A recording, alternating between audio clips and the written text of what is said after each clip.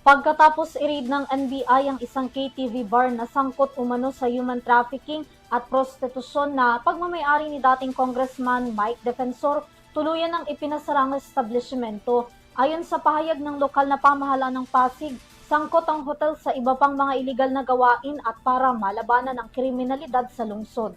Narito ang balita ni Catherine Landicho.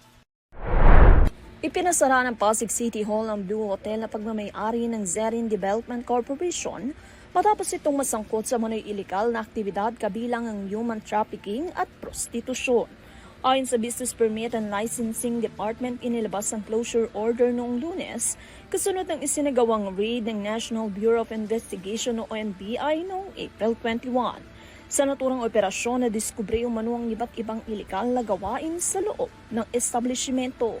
Batay sa opisyal na dokumento, ang mga natuklasang aktibidad ay direktang paglabag sa Anti-Trafficking in Persons Act at mga probisyon ng Revised Penal Code at binigyang DND ng BPLD na ang pagkakasangkot ng hotel sa ganitong uri ng operasyon ay tinuturing na grave violation ng mga kondisyon ng kanilang business permit.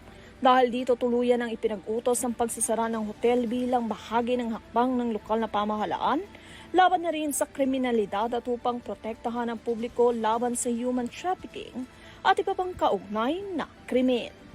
Para sa TV News, Catherine Landichos, masaludo sa bawat Pilipino.